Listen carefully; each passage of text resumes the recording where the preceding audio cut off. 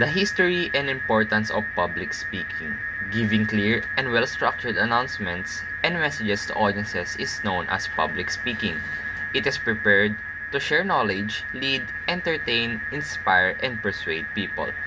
In professional contexts like conferences, social gatherings, and meetings, it is frequently utilized. In addition to increasing information and understanding and improving an individual's course of action, it is meant to connect with audiences and have a significant impact on their opinions and perspectives. Effective public speaking combines delivery, confidence, clarity, appropriate tone, and a strong audience connection. This creates a powerful and concise message. Ancient Mesopotamia. Some well-known texts are used as a framework for discussing more specialized subjects such as earthly and divine pre-battle addresses in Mesopotamian literature. According to the findings, the role of public speaking in ancient Mesopotamia has so far been underrated in scholarly literature, especially when compared to scribal activities based on Johandi at year 2023. While the lack of access to ancient Mesopotamian writings can offer limited evidence regarding the origins of public speaking in Mesopotamia, myths, legends, epics, and pre-battle speeches can be viewed as strong evidence for early public speaking awareness. How public speaking arose in ancient Greece. Athenian Greek civilians frequently employed public speaking as a democratic tool. It is thought that public speaking originated in Greece in the 5th century BCE.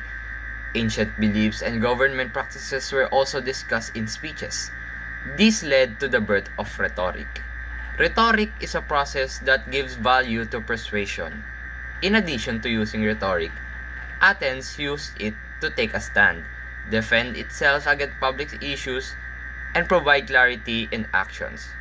Rhetoric was used in ancient Greek civilization by Corax and his pupil, Theseus.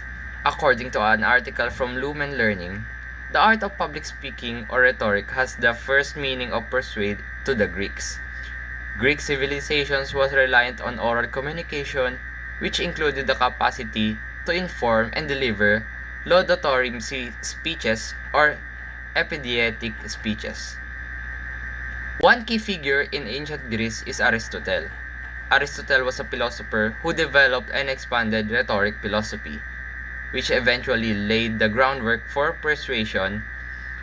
He said that there are three primary components of rhetoric, which is logic, ethics, and emotion, all of which have an overall effect on the capacity of communication and a message. The first one is ethos. Ethos refers to the understanding of the significance, culture, character, and conventions that create a standard knowledge based about ethics, values, and relation to certain subject.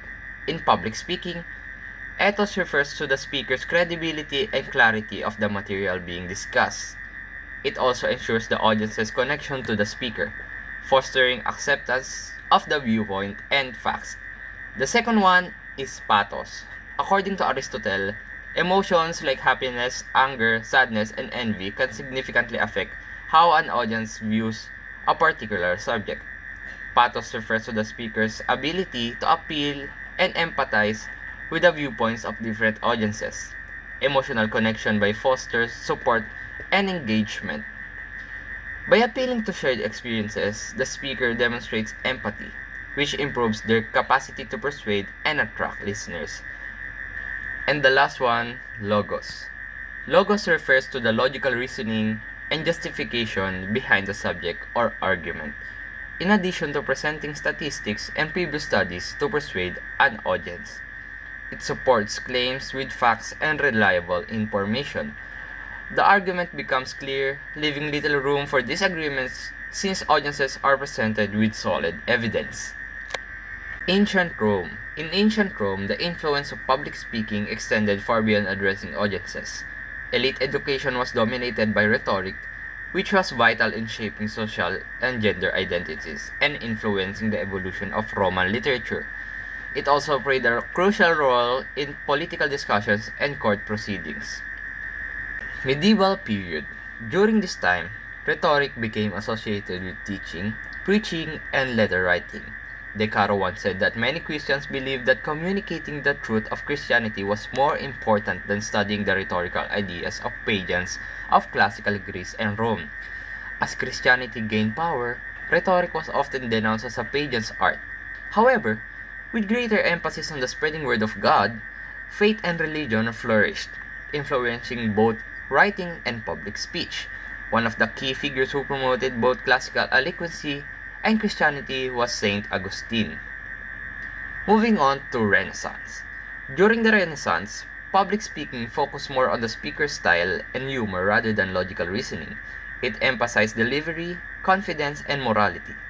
Public speakers were expected to be brief, clear, and conscious of ethics and presentation. Next is the Age of Enlightenment that took place at years 1600s to 1800s. The Age of Enlightenment served as a bridge between the past and the present. Political discourage was revitalized after the French-American Revolution, as stated by Sage Publications.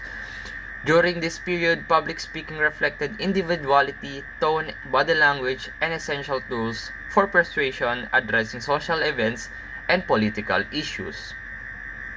Next is the 19th century. The main components of public speech during this time were posture, confidence, technique, and class, according to Lowers and Marions and Hogwarts at the year 2022. This research exposed what lawmakers, state representatives, and journalists viewed as acceptable speech styles. Upon distinguishing the public speaking in the 20th century, there are three main types: early, mid, and late. Let's start off by the early. Early 20th century, public speaking began to move away from traditional rhetorical norms. It became less rigid and more controversial. This allowed for more trust and connection between the speaker and audiences. By the mid-20th century, rhetoric evolved as an academic subject. Schools and universities established communications departments to teach both classical and modern approaches. And lastly, by late 20th century, technology began. It transforms public speaking. According to the Speaker Agency, technology made presentations more engaging and allowed speakers to reach audiences digitally, even without a physical stage. Public speaking in the 21st century. Today, public speaking has become a part of everyday life. We see it in conferences, classrooms, business meetings, award ceremonies, and media appearances. The importance of oratory skills has made it nearly impossible to avoid speaking in public. But with technology and education, audiences are now part of a global community wherein there are learners and listeners. In summary, public speaking helps people become more confident, think more clearly, and connect with others in meaningful ways. It does not limit the leaders or anyone. Regarding of age, background, they can express their ideas and inspire others. It builds critical thinking, strengthens one's ability to deliver a message with a purpose and organization.